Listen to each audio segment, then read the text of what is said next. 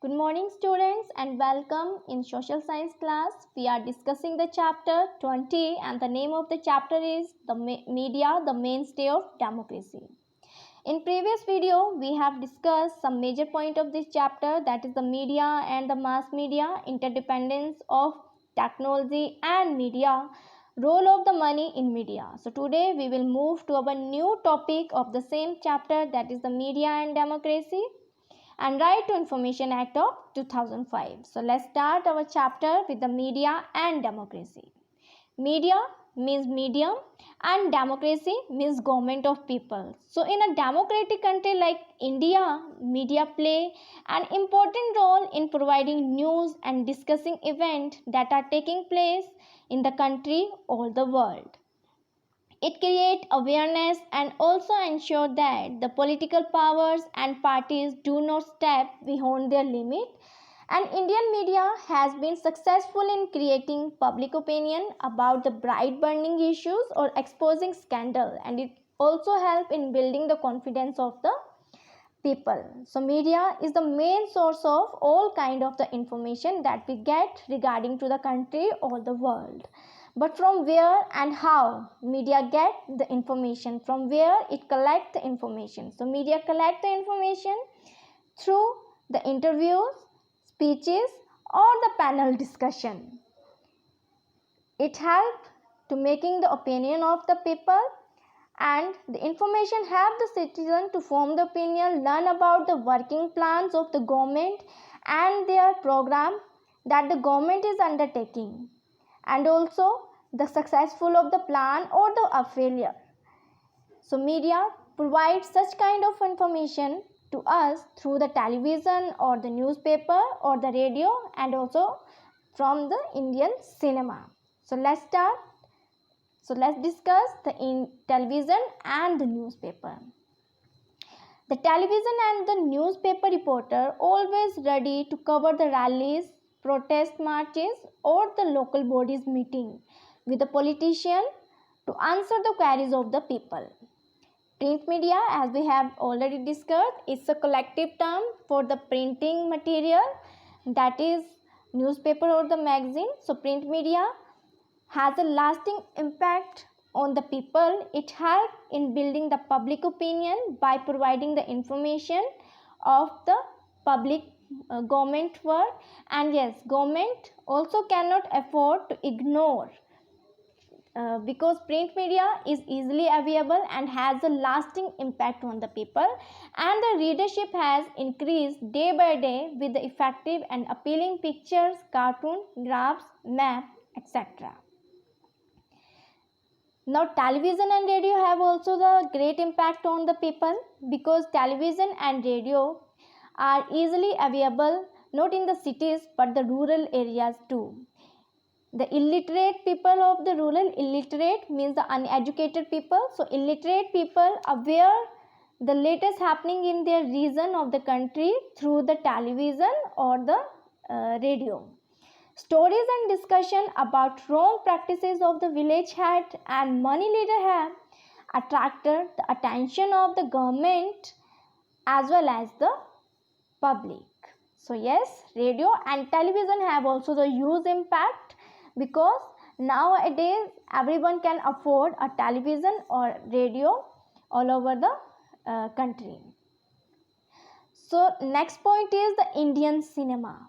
So Indian cinema is not only for the entertainment of the people. Many times Indian cinema has also played very important role in creating the awareness about the social evils or the economic exploitation or the political parties' malpractices and the fast changing Indian society. Many films like the Munna Bhai MBBS, Three Idiots, Mary Kom, Super 30, Mangal Mission have created a huge impact on the people, because they are the motivational movie and they impart a motivational message to the people. So yes, India cinema can also give us the huge information about our society. They can also immerse the social evils that are practicing in our society, and they also give us the information about the fast changing Indian society. Now, media should be work in a balanced and impartial. Balanced and impartial media. So what is the meaning of balanced and impartial media? Balanced and impartial media means the information provided by the media is balanced and impartial issues not favor any class or person or any organization. A balanced report is one that discusses all the point of view of a particular story and leave it to the reader to make their minds. But writing a balanced report depends on the freedom of media. And media can be free only when there is no political power controlling it. And independent media means that no one should control and influence its coverage of news.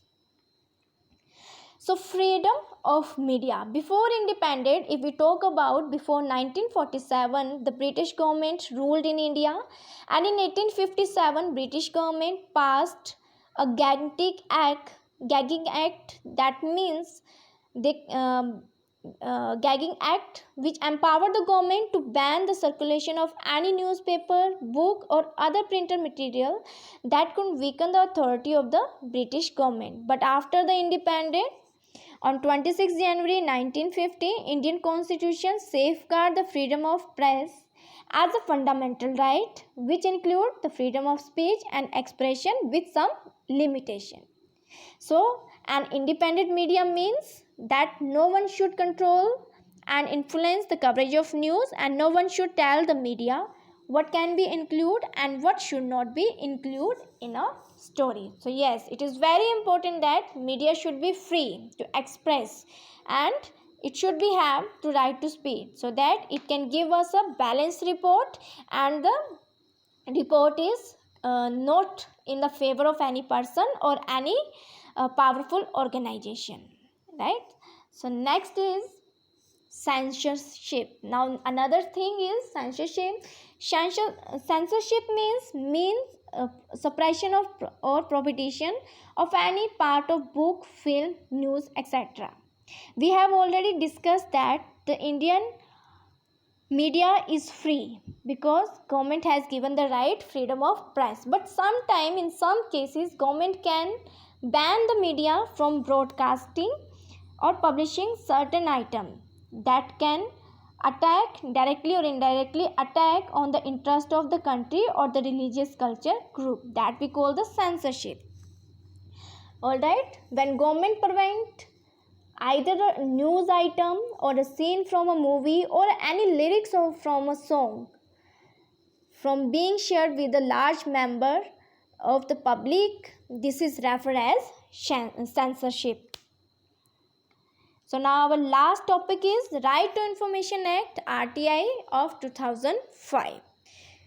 So RTI allow the citizen of India to request information from any public authority about the work or the action which is required to reply within 30 days.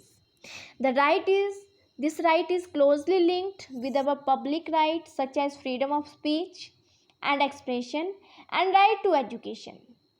This act was passed due to the demand of various organizations and movements for attaining this right. Under the provision of this right to Information Act, the citizen may request information from the public authority, and public authority has to require the answer within 30 days. So Right to Information Act enable the citizen to access the information that is under the control of public authority, and it promoted the transparency and the accountability in the working of the different department of the government.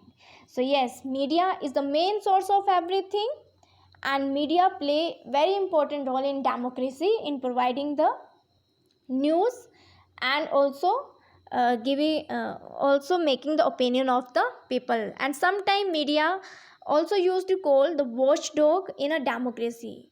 Why media is called the watchdog? Because media keep a check on a government, and also it provide the information to the public. So that's why media is also called as watchdog.